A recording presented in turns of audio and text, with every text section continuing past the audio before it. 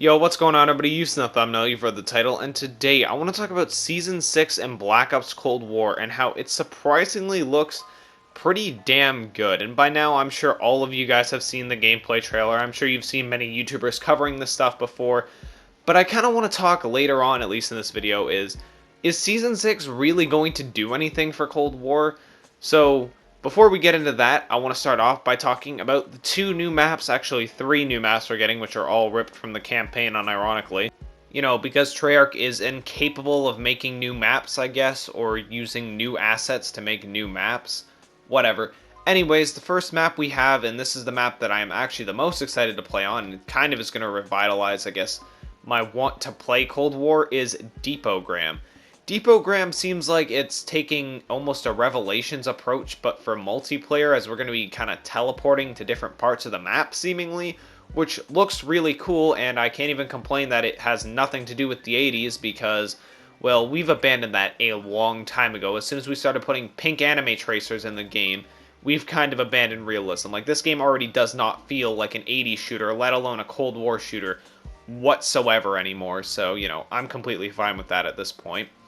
The next map we have is America, which for those of you who have played the campaign, it's essentially just the Russian training grounds for fighting in America, where you kind of go into like the Russian base in the campaign and you kind of raid it and stuff like that.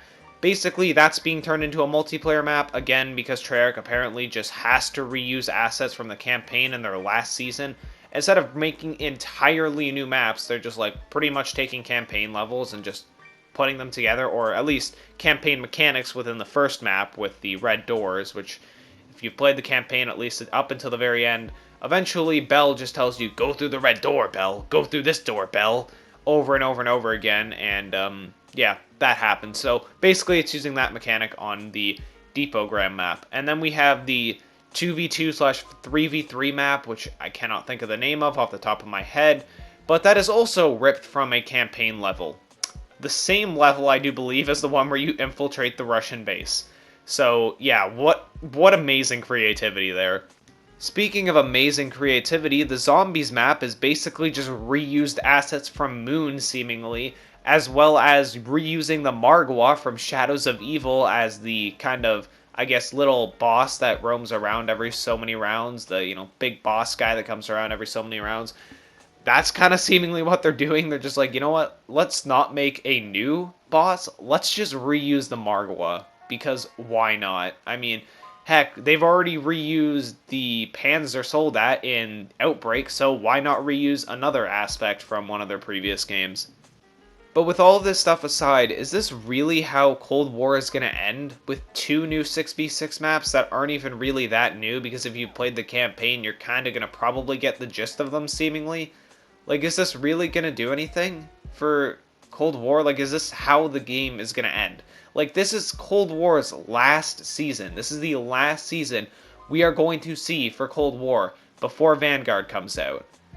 And is it going to do anything? Like, is this season really going to help Cold War? And honestly, I don't think so. I don't think they're going to suddenly go around and, you know, do the COD World War II treatment where they overhaul this game into making it a really enjoyable and fun game. I think it's just going to go down as a very forgettable Call of Duty game, because there was nothing interesting about this game. There never has been anything interesting about this game.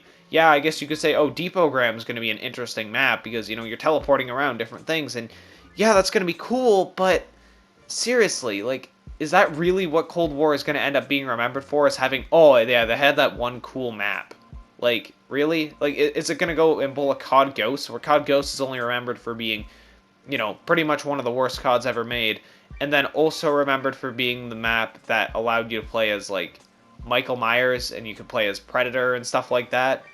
Like, that's what COD Ghosts is kind of remembered for, and as well as Stonehaven for having one of the worst maps ever created. Is that what Cold War is going to end up being remembered for? Is the game that was just like, it was there. It was boring. It had that one cool map, though. You know, I don't see Treyarch coming in and, you know, fixing Cold War and fixing all the problems with the game that we've mentioned time and time again to make it a memorable and more fun Call of Duty. I feel like it's going to end on kind of just a bad note overall. So, I don't know. Maybe Treyarch will surprise me, and maybe the Galil will be really, really fun to use, and the lever action shotgun will switch up the meta. And maybe they'll nerf the LC-10 and the 7.4U. Maybe they'll add more flinch to every gun in the game so it's not a complete DPS meta. Maybe they'll, completely rework the game, but I really don't see it happening. So with that being said, if you guys happen to enjoy this video, make sure to drop a like, sub the channel, turn on post notifications. But with that being said, have a great day, everybody. Bye-bye. I'm certainly excited to play Zombies map. Peace.